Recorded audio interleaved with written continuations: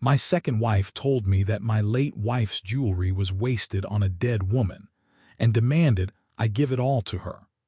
What she didn't know was that my beloved Margaret's so-called costume jewelry collection was actually worth over $2 million, and I was about to teach this gold-digging woman the most expensive lesson of her life. I'm Robert, I'm 73 years old, and this is the story of how my greedy second wife learned that some things are worth more than they appear, and respect for the dead isn't negotiable. Before we continue, please subscribe to the channel and let us know where you're listening in the comments. You know, when you've been married to someone for 45 years like I was with Margaret, you think you know everything about them. You think you've shared every secret, every dream, every fear. But sometimes the people we love most surprise us even after they're gone. And sometimes those surprises come at exactly the right moment to save us from making the biggest mistake of our lives. This story starts 3 years after I lost Margaret to cancer, when I was lonely, vulnerable, and stupid enough to believe that a 38-year-old woman named Crystal could actually love a grieving widower like me.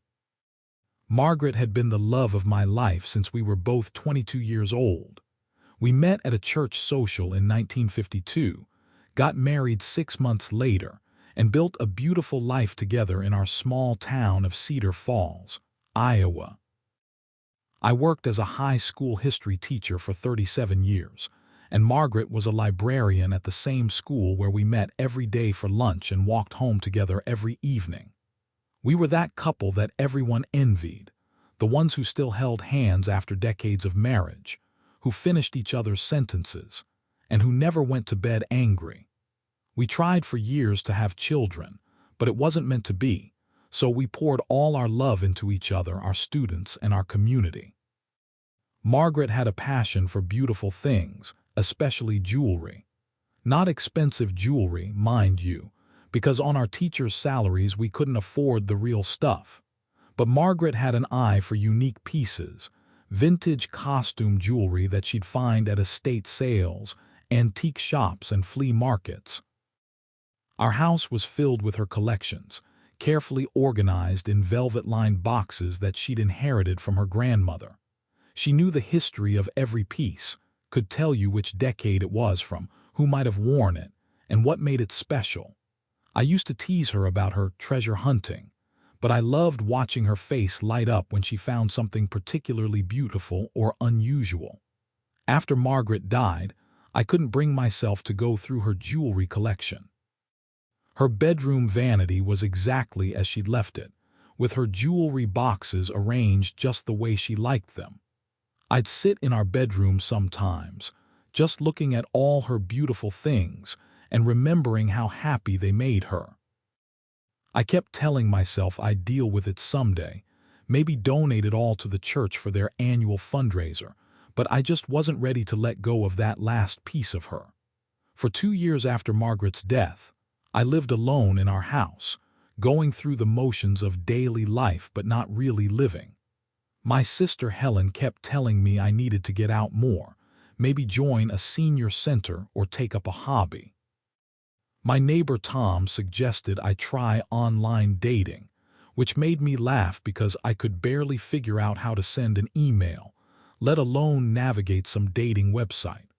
But loneliness is a powerful thing, and eventually it wore me down. I started going to the community center on Friday nights for their social hour, mostly just to get Helen off my back, but also because the silence in my house was becoming unbearable. That's where I met Crystal. She was working there as an activities coordinator, organizing games and social events for the seniors.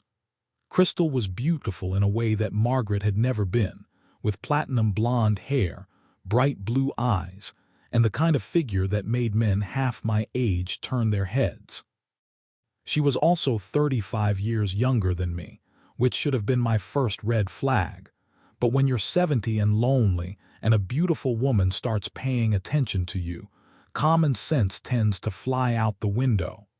Crystal was sweet to me from the very beginning. She'd always make sure I had a good seat at the activities, would bring me coffee just the way I liked it, and would spend time talking to me about my life with Margaret. She seemed genuinely interested in hearing about my late wife, asking thoughtful questions about our marriage and expressing sympathy for my loss. She told me she admired how devoted I'd been to Margaret and said she hoped to find that kind of love someday. Looking back now, I can see that she was studying me, learning about my vulnerabilities and figuring out exactly what I needed to hear. But at the time, I was just grateful to have someone to talk to who didn't treat me like a sad old man to be pitied. Crystal had her own story of heartbreak. She told me she'd been married briefly in her 20s to a man who turned out to be abusive, and that she'd been single for several years while focusing on her career and healing from that trauma. She said working with seniors had taught her that real love was about companionship and mutual respect, not just physical attraction or financial security. She claimed she was tired of dating younger men who were immature and only interested in casual relationships. She wanted something stable and meaningful, she said, with someone who understood the value of commitment. I ate it up like a starving man at a buffet. After about 6 months of these Friday night conversations, Crystal asked if I'd like to have dinner with her sometime outside of the community center. I was nervous as a teenager asking a girl to prom, but I said yes. She suggested a nice restaurant downtown, and I offered to pick her up at her apartment. When I arrived at her address, I was surprised to find her living in a rundown complex on the wrong side of town. Her apartment was tiny and sparsely furnished, and she apologized for the condition of the place, explaining that she was saving money to go back to school for her master's degree in social work. She said she believed in living simply and not getting caught up in material possessions. Another line that should have raised red flags, but instead made me think she was refreshingly down-to-earth compared to some of the women my age who seemed obsessed with their grandchildren's accomplishments and their husbands' retirement portfolios. Our first date went beautifully.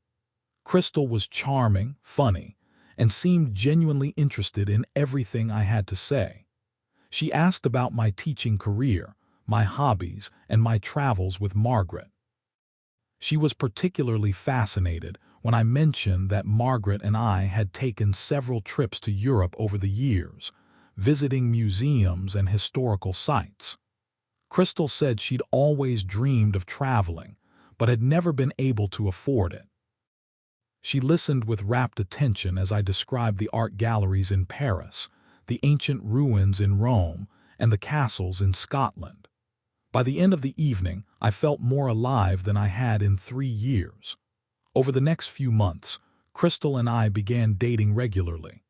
She was always careful to let me pay for our dates, saying she believed in old-fashioned chivalry, but she never seemed demanding or entitled about it. She'd suggest modest restaurants or free activities like walks in the park or visits to local museums. She seemed content with simple pleasures and often commented on how much she enjoyed just spending time talking with me.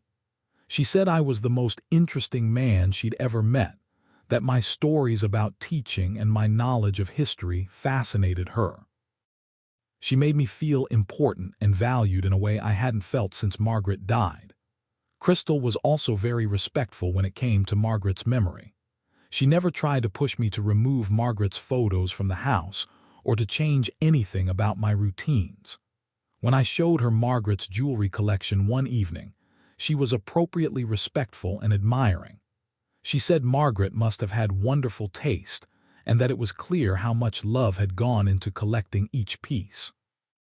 She even asked me to tell her the stories behind some of the jewelry, listening with apparent fascination as I shared what Margaret had told me about various pieces. Crystal seemed to understand that my love for Margaret wasn't a threat to our relationship, but rather a testament to my capacity for deep devotion.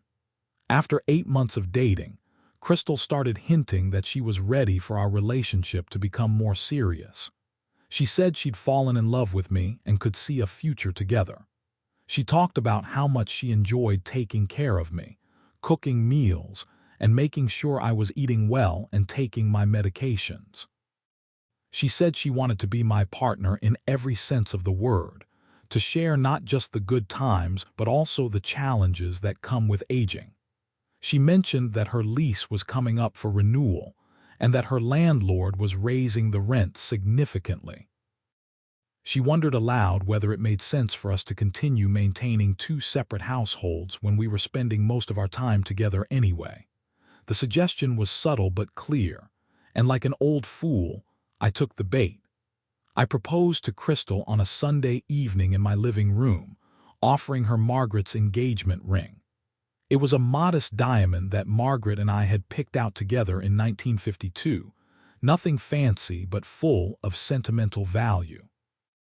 Crystal accepted tearfully, saying she was honored to wear a ring that represented such a beautiful love story. She promised to treasure it always and to do her best to make me as happy as Margaret had. We had a small wedding at the courthouse 6 weeks later, with just Helen and Tom as witnesses. Crystal said she didn't need a big celebration, that all she wanted was to be my wife. She moved into my house immediately after the wedding, and at first, everything seemed perfect. Crystal was attentive and affectionate, keeping the house spotless and cooking elaborate meals. She seemed genuinely interested in learning about my routines and making sure I was comfortable. She even started attending church with me, something she said she'd been meaning to get back into. For the first few months of our marriage, I felt like the luckiest man alive. I had a beautiful young wife who seemed to adore me, and I was no longer facing the prospect of growing old alone.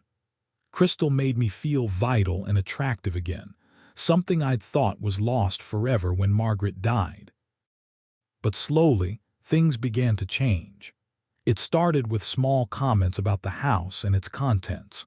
Crystal would mention that some of Margaret's furniture was getting old and maybe it was time for an update. She'd suggest that we could make the house feel more like ours together if we changed a few things around. She started moving Margaret's photos to less prominent locations, claiming she was just trying to make space for our own memories as a couple. When I protested, Crystal would apologize and say she was just trying to help us move forward together, that holding onto the past too tightly wasn't healthy for our marriage. She was subtle about it, never demanding outright that I remove Margaret's things, but always making little suggestions that chipped away at my resistance. Then Crystal started talking about our financial situation. She said she was concerned about our future security, particularly the cost of healthcare as I aged. She suggested that we should think about downsizing to a smaller house or even a senior living community where I could get the care I might eventually need.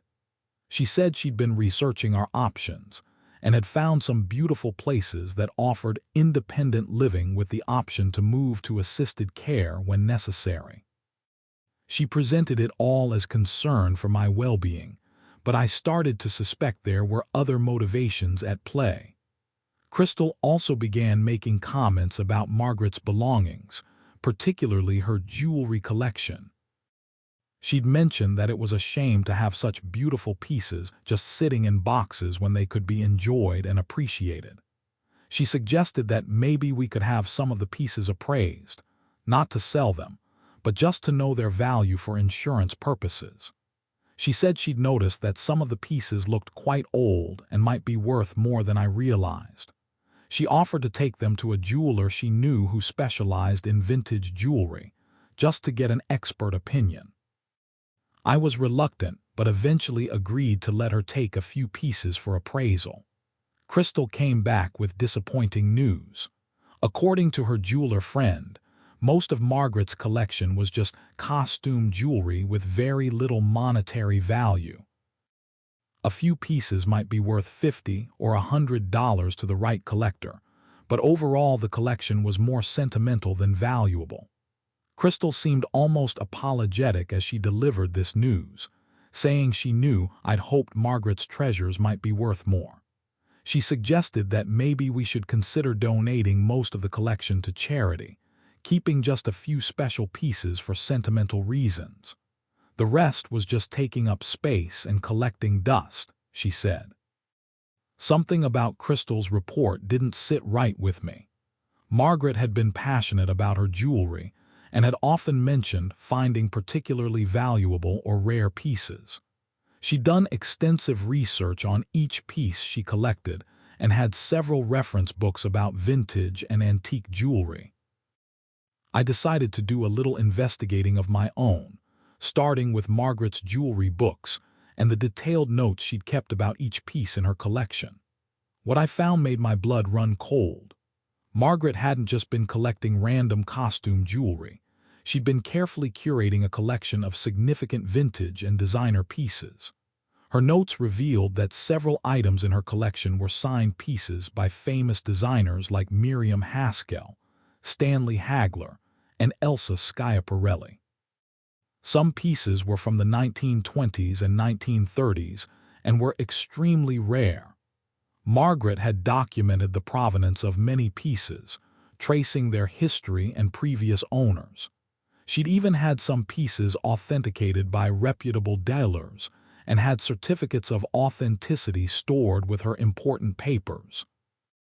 I spent an entire weekend going through Margaret's documentation and cross-referencing it with current market values online. What I discovered was staggering. Margaret's collection wasn't just valuable, it was extraordinarily valuable. Conservative estimates suggested the collection was worth well over $1 million, with some individual pieces valued at $20,000 or more. Margaret had assembled what amounted to a museum-quality collection of American costume jewelry, representing decades of careful hunting and expert knowledge. I realized that Crystal's jeweler friend had either been completely incompetent or had deliberately lied about the collection's value.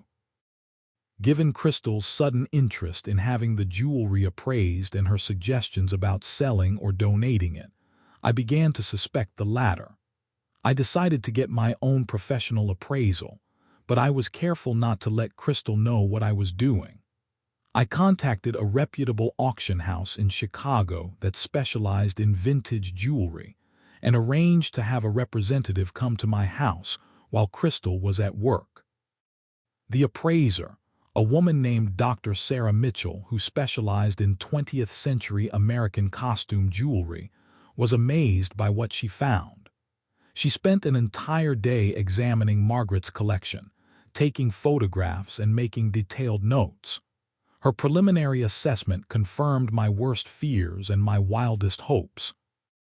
Margaret's collection was indeed worth over $2 million and included several pieces that were considered holy grails among collectors.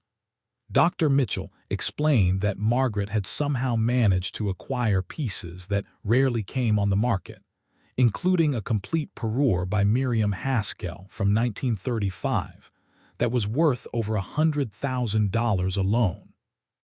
She said Margaret had clearly been an exceptionally knowledgeable collector with access to estate sales and private collections that most dealers never saw. Dr. Mitchell offered to facilitate a proper auction of the collection, estimating that it could bring even more than her conservative appraisal suggested. She also warned me to be very careful about who I trusted with information about the collection's value, as it would make me a target for thieves and con artists. Her words hit closer to home than she could have known. That evening, I confronted Crystal about the discrepancy between her appraisal and what I'd learned from Dr. Mitchell. Crystal's reaction told me everything I needed to know. Instead of surprise or curiosity about why her jeweler friend had been so wrong, she became defensive and angry. She accused me of not trusting her and said she was hurt that I'd gone behind her back to get another opinion. She claimed that Dr. Mitchell was probably trying to inflate the value to get a higher commission if we decided to sell through her auction house.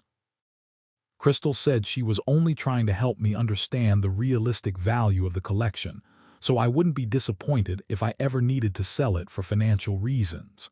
But her explanation didn't add up, and her anger seemed disproportionate to the situation. I started paying closer attention to Crystal's behavior and began to notice things that had escaped my attention before. She spent a lot of time on her phone, often stepping outside to take calls that she claimed were work-related. She'd been asking detailed questions about my financial situation, including my pension, Social Security benefits, and savings accounts. She'd suggested several times that I should add her name to my bank accounts and investment portfolios, claiming it would make it easier for her to help manage our household expenses. She'd also been pushing for me to update my will to include her as my primary beneficiary, saying it was only right as my wife. Most tellingly, Crystal had been gradually moving pieces from Margaret's jewelry collection to different locations in the house. When I asked her about it, she said she was just reorganizing things to make them easier to find and enjoy. But I suspected she was actually preparing to remove them from the house entirely. I decided to set a trap. I selected 3 of the most valuable pieces from Margaret's collection, including the Miriam Haskell Perur, and moved them to a safety deposit box at my bank. Then I waited to see if Crystal would notice their absence.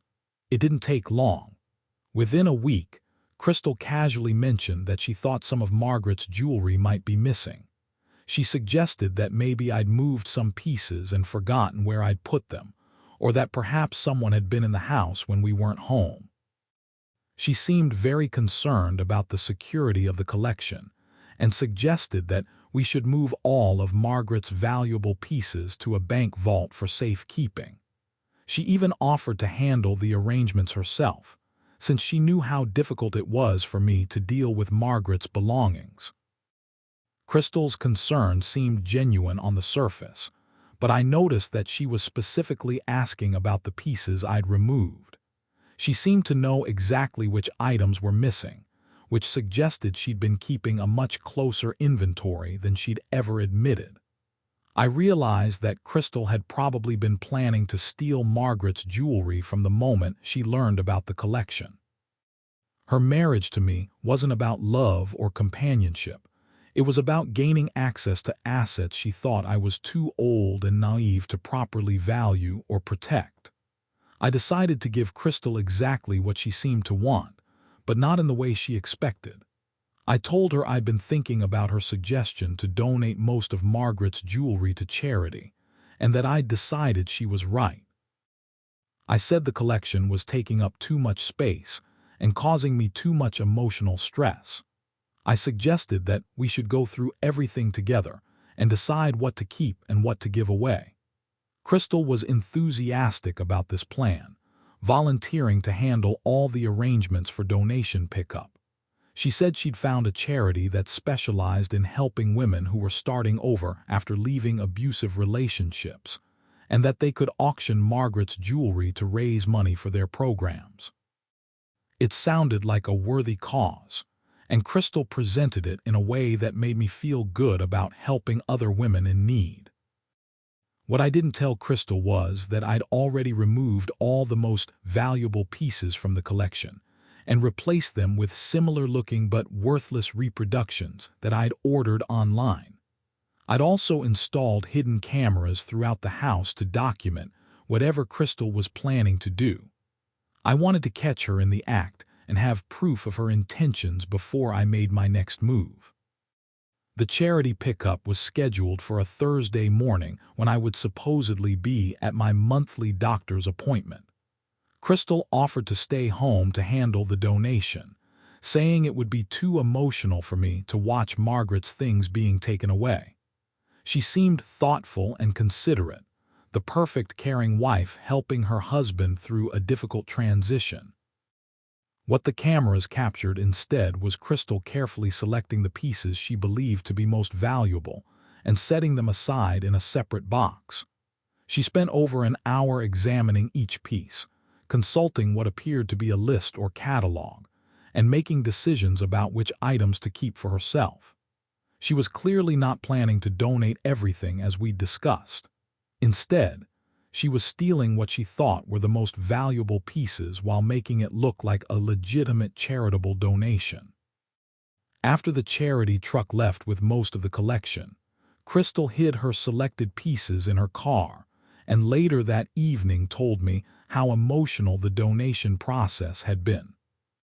She said she'd kept just a few special pieces that she thought I might want to hold onto for sentimental reasons, including what she believed to be the most valuable items in the collection. She presented this as a thoughtful gesture, saving a few treasures for me while helping other women in need with the rest. Crystal's performance was Oscar-worthy, complete with tears and expressions of how honored she felt to help me through such a difficult process. She said she hoped Margaret would approve of her jewelry helping other women, and that she was sure this was what Margaret would have wanted. She even suggested that we should have a small ceremony to honor Margaret's memory and the good that her collection would do for others. It was almost enough to make me feel guilty for suspecting her motives, but the camera footage told a different story.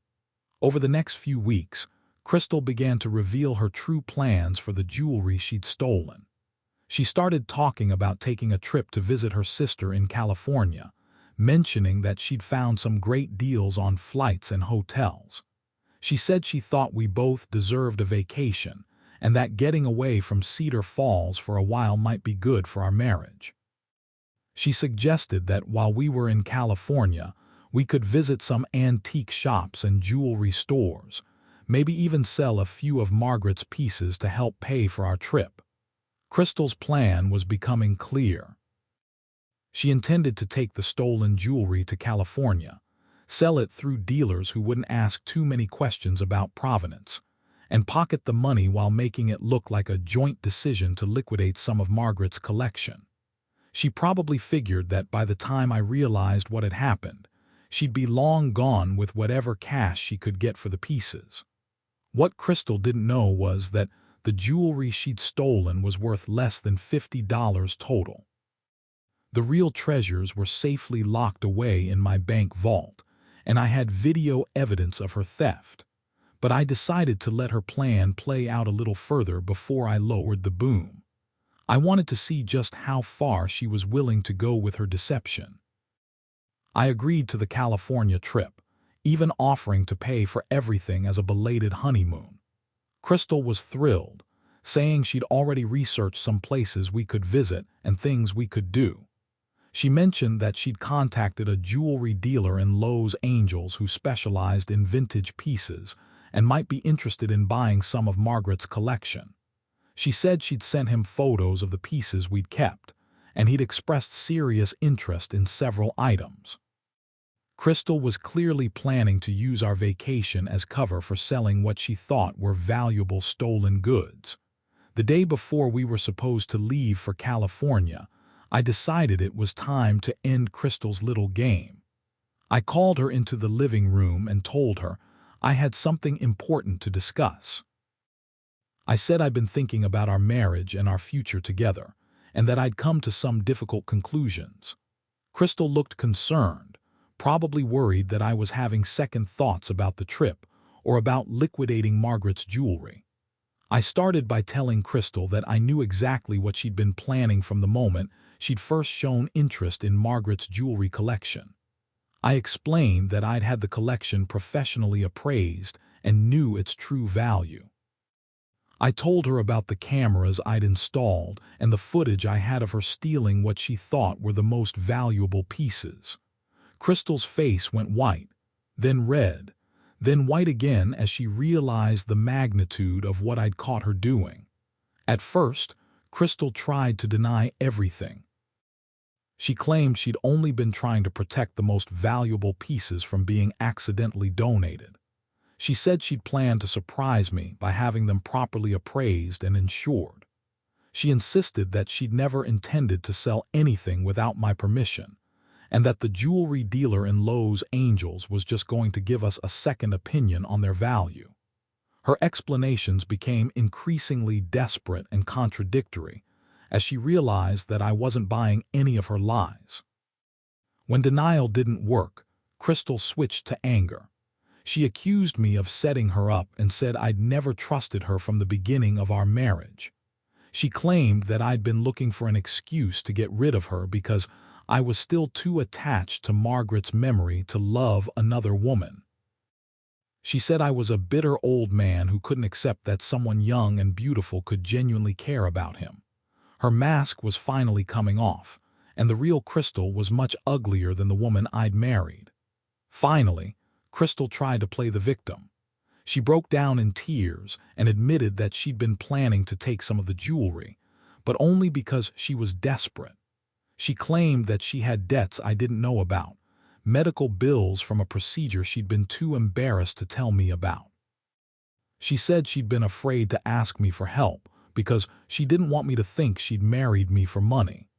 She begged for forgiveness and promised that she'd never do anything like this again if I would just give her another chance. It was a masterful performance, but I'd learned not to trust anything Crystal said. I told Crystal that our marriage was over and that she needed to leave my house immediately.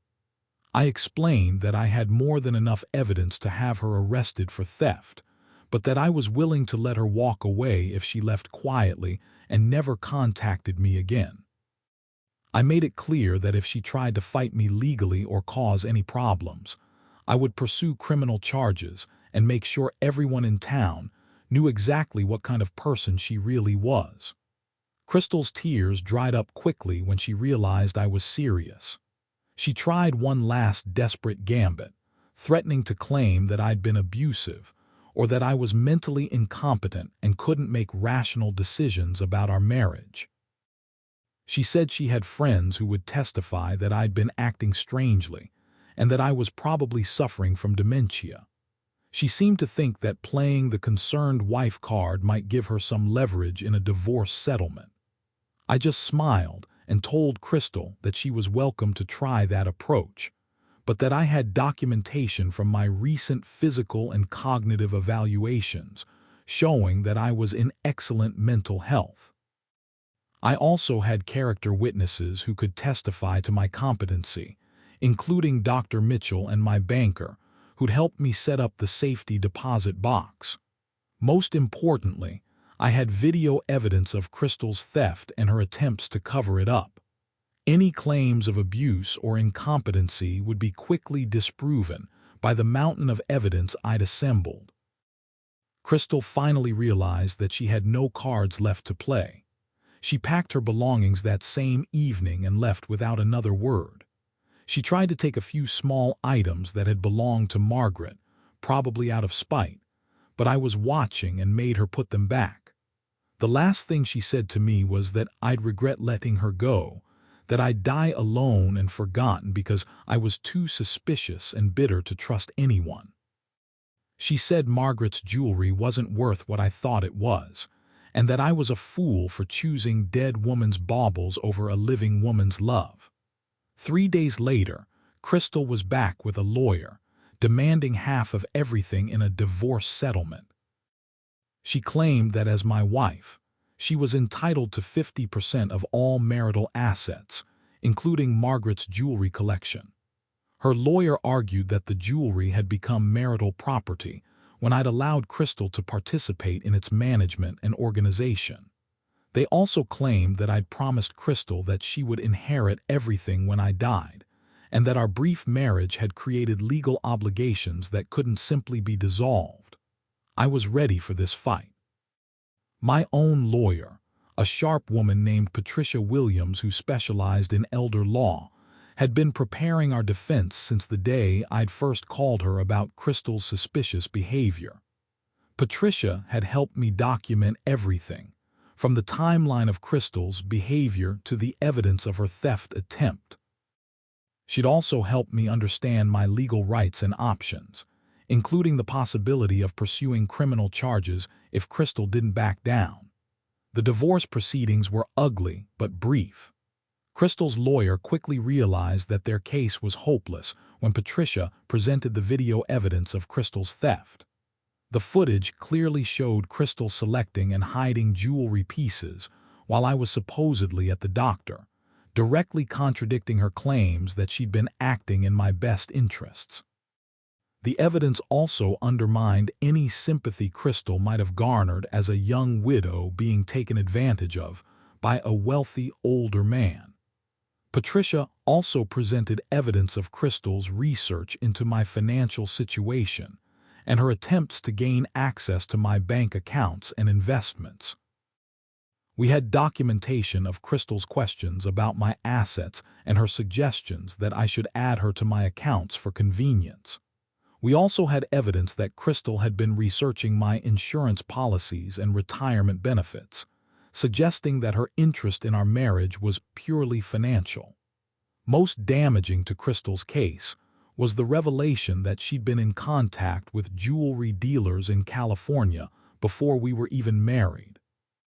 Patricia's investigation had uncovered emails and phone records showing that Crystal had been planning to sell Margaret's jewelry almost from the moment she'd first seen the collection. This proved that her theft wasn't a desperate last-minute decision, but part of a long-term plan to defraud me. Faced with this overwhelming evidence, Crystal's lawyer advised her to accept a settlement that gave her nothing beyond the return of her personal belongings. Crystal tried to hold out for some kind of financial compensation, claiming that she'd provided valuable services as my wife and deserved to be compensated for her time and effort. But her position became untenable when Patricia threatened to file criminal charges for theft and fraud. Crystal finally agreed to a divorce that gave her absolutely nothing from our brief marriage. The divorce was finalized 6 months after Crystal moved out of my house. As part of the settlement, Crystal had to sign a non-disclosure agreement preventing her from discussing our marriage or making any claims about my mental competency. She also had to agree to stay away from me and my property permanently. In exchange, I agreed not to pursue criminal charges for her attempted theft of Margaret's jewelry. It was a clean break that left me free to rebuild my life without the threat of continued harassment or legal challenges. After Crystal was gone, I had Margaret's jewelry collection properly cataloged and insured. Dr. Mitchell helped me arrange for the most valuable pieces to be photographed and documented for authentication purposes. She also connected me with other collectors and museums who were interested in viewing or potentially acquiring pieces from Margaret's collection. I learned that Margaret had been much more knowledgeable and successful as a collector than even I had realized. She'd created something truly special, a collection that represented not just beautiful objects, but also a deep understanding of American design history and craftsmanship. I decided to donate several pieces from Margaret's collection to the local historical society and the art museum, where she'd spent so many happy hours studying and learning. I kept the most sentimental pieces, including her engagement ring and a few items that had special meaning in our relationship. The rest I decided to sell through Dr. Mitchell's auction house, with the proceeds going to establish a scholarship fund at our old school for students interested in studying art history or museum studies. The auction of Margaret's jewelry collection made national news in the collector community. The final total exceeded even Dr. Mitchell's optimistic estimates, bringing in over $8 million. Several pieces set records for their categories, and the Miriam Haskell Perur alone sold for $180,000 to a private collector who planned to donate it to the Metropolitan Museum of Art. The success of the auction validated everything Margaret had believed about her collection and proved that her years of careful research and hunting had created something truly extraordinary. I established the Margaret Harrison Memorial Scholarship with the auction proceeds, ensuring that her passion for beautiful things and learning would continue to benefit others long after both of us were gone. The scholarship provides full tuition assistance for students who demonstrate both financial need and a genuine interest in preserving and studying American decorative arts. The first recipients were two young women who reminded me so much of Margaret at that age, full of curiosity and enthusiasm for discovering the stories behind beautiful objects. 6 months after the divorce was final, I heard through the grapevine that Crystal had moved to Florida and was working at another senior center.